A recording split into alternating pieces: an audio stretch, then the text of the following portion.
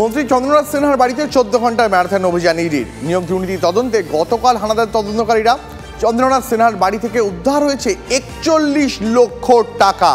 নিয়োগ দুর্নীতি কাণ্ডে আবার রাজ্যে কোনো মন্ত্রীর বাড়ি থেকে এই পরিমাণ টাকা উদ্ধার হলো, এই বিষয়ে সরাসরি কথা বলবো। আমার সহকর্মী সুজয় পাল রয়েছেন আমাদের সঙ্গে। সুজয়, পার্থ চট্টোপাধ্যায়ের পর কি আবার চন্দ্রনাথ সিনহা, এদের ভবিষ্যৎটাও কি একই পথে যাবে না? তো দেখো, একেবারেই তাই। 14 ঘন্টার তল্লাশিতে 41 লক্ষ টাকা মন্ত্রী চন্দ্রনাথ সিনহার যে বীরভূমের বাড়ি, সেই বাড়ি থেকে তল্লাশি চালিয়ে উদ্ধার করেছে এনফোর্সমেন্ট ডিরেক্টরেট। সেই টাকা বাজেয়াপ্ত করা হয়েছে এবং একই সঙ্গে মন্ত্রীর ব্যবহৃত যে মোবাইলে তিনি ব্যবহার করতেন, সেই মোবাইলটিকেও তারা বাজেয়াপ্ত করেছে ইডি, এবং সেই মোবাইলটিকে এবার সিএফএসএলে পাঠিয়ে সেখান থেকে তথ্য উদ্ধারের চেষ্টা করা হবে। তার কারণ এই চন্দ্রনাথ সিনহার নাম কিন্তু মূলত আসে কুন্তল ঘোষকে গ্রেপ্তারের পর এবং কুন্তল ঘোষের বাড়িতে তল্লাশি চালানোর পর। তার বাড়ি থেকে 100 জন চাকরি প্রার্থীর একটি তালিকা পেয়েছিলেন কুন্তলকে। পরবর্তীতে ইডি এবং সিবিআই জেরা করলে কুন্তল জানায় যে মন্ত্রী চন্দ্রনাথ সিনহাই সেই লিস্ট পাঠিয়েছিলেন। এজেন্সির দাবি যে কার্যত কুন্তল ঘোষের এজেন্ট হিসেবেই কাজ করতেন চন্দ্রনাথ সিনহা। বিভিন্ন জায়গা থেকে চাকরি প্রার্থীদের নাম এই কুন্তল ঘোষের কাছে পাঠানো হতো এবং এই নাম পাঠানোর ক্ষেত্রে আর্থিক লেনদেন ছিল কিনা সেটা এবার ইডি খতিয়ে দেখছে। গতকাল তার বাড়ি থেকে কিন্তু আরও প্রচুর নথি উদ্ধার করা হয়েছে, যেগুলি মূলত এই নিয়োগ দুর্নীতি বা বলা চলে প্রাথমিক নিয়োগ দুর্নীতির সঙ্গে সম্পর্কযুক্ত নথি বাজেয়াপ্ত করা হয়েছে। ফলে এই টাকা উদ্ধার এবং নথি উদ্ধারের ফলে এর পরবর্তীতে কিন্তু মন্ত্রীকে তলব করা। মন্ত্রীর বাড়িতে কেন ছিল সেটা জিজ্ঞেস করা হলে কোনো উত্তর কি তিনি দিতে পেরেছেন? দেখো, একেবারেই যেটা জানা যাচ্ছে যে ব্যক্তিগত প্রয়োজনে সেই টাকা ছিল, সেমনটাই যিনি জানিয়েছেন। অর্থাৎ যে সঠিক উত্তর যেটা তদন্তকারীরা জানতে চান সেই সম্পর্কিত কোনো উত্তর তারা পাননি। তাই সঠিক উত্তর জানতে খুব শীঘ্রই মন্ত্রীকে তলব করা হতে পারে এই সিজিও কমপ্লেক্সে। তার কারণ সেই টাকা, সেই নথি এবং মোবাইল থেকে তারা যেটা উদ্ধার করেছে সেই মোবাইল ডিকোড করে তারা তথ্য উদ্ধারের চেষ্টা করবে। যার বাড়িতে ইডি রেডকে ঘিরে এত কথা, এত আলোচনা, সেই মন্ত্রী চন্দ্রনাথ সিনহা, তিনি এই রেডের বিষয়ে কি বলেছেন শুনবো, এবং বিজেপির দিলীপ ঘোষ তিনিও কি বলেছেন পরপর শোনাই দর্শকদের।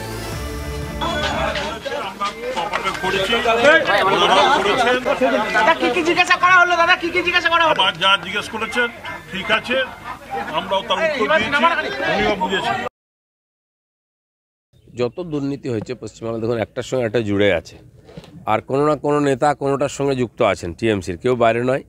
তো সেই জন্য যত তদন্ত এগোবে আরও অনেক লোকের নাম আসবে এবং আরও সমস্ত জিজ্ঞাসাবাদ এবং তল্লাশি চলবে। এ তো বিরাট বড় চক্র, সময় লাগবে। অভিযান কিন্তু আরো একজনের বাড়িতে হয়েছে, তবে এক্ষেত্রে ইডি না, আয়কর।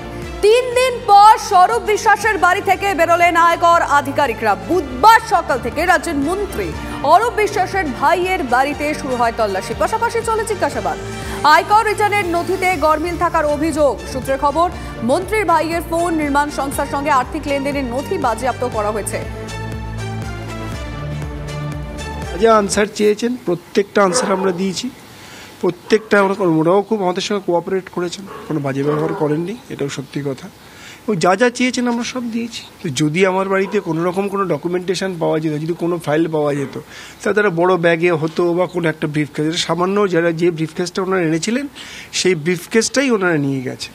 তো সেখানে ইট ইজ ভেরি ক্লিয়ার যে আমাদের বাড়িতে কোনো ফাইন্ডিংস নেই। কিন্তু ক্লারিক্যাল মিস্টেক্সের জন্য, কিছু লেখালেখির জন্য ওনাদের সময় লেগেছে, তার জন্য একটু দেরি হলো। 100% রাজনৈতিক ষড়যন্ত্র। আজকে প্রত্যেকটা তৃণমূল কংগ্রেস নেতৃত্বের কর্মীদের বাড়িতে আজকে অ্যাটাক হচ্ছে। আমরা যেহেতু তৃণমূল কংগ্রেস করি, আমরা যুক্ততাই আমাদের বাড়িতে অ্যাটাক হয়েছে। বিভিন্ন কারণে দেশে বিভিন্ন জায়গায় বিরোধীদের বাড়িতে রেড চলছে। আপনারাও দেখতে পাচ্ছেন 2 জন মুখ্যমন্ত্রী অলরেডি গ্রেপ্তার হয়েছেন। আমরা বিরোধী রাজনৈতিক দল করি, তার জন্যই আমাদের বাড়িতে এরকম ইডি, সিবিআই, আইটি এগুলো রেড হবে, খুব স্বাভাবিক। কিন্তু রেড হওয়া মানেই কাউকে বদনাম করা বা মেলাইন করা নয়। যার যার নাম এসছে কোথাও না কোথাও, সেখানে আনা হচ্ছে। এরা সব সন্দেহের উপরে কেউ নাই। আলিপুরে ব্যবসায়ী ফ্ল্যাটে সিবিআই হানা, এই মুহূর্তে সব থেকে বড় খবর। ব্যবসায়ী ডিএল মৈত্রর বাড়িতে কেন্দ্রীয় এজেন্সির কেন্দ্রীয় বাহিনীর জওয়ানদের নিয়ে তল্লাশি সিবিআই এর। সূত্রের খবর, দিল্লির পুরনো একটি মামলায় তল্লাশি চলছে।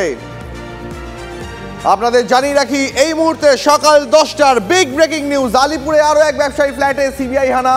ব্যবসায়ী ডিএল মৈত্রর বাড়িতে কেন্দ্রীয় এজেন্সি, কেন্দ্রীয় বাহিনী জওয়ানদের সঙ্গে নিয়ে তল্লাশি চালাচ্ছে সিবিআই।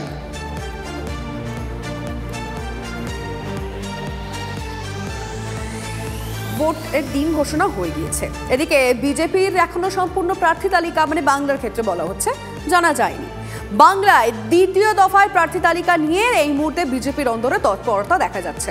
আজকে দিল্লিতে বিজেপির কেন্দ্রীয় নির্বাচন কমিটির বৈঠক রয়েছে, আর সেই বৈঠকে থাকবেন, এখন অবধি যে খবর আমাদের কাছে রয়েছে, মানে হাই চান্সেস যে প্রধানমন্ত্রী সেখানে থাকতে পারেন। তাহলে আজকেই কি তাহলে চূড়ান্ত আলোচনা হয়ে গিয়ে নাম ঘোষণার একটা সম্ভাবনা হতে পারে? একটু প্রদীপ্তর কাছ থেকে সেই আপডেটটা নেবার চেষ্টা করবো। প্রদীপ্ত, কি খবর রয়েছে তোমার কাছে?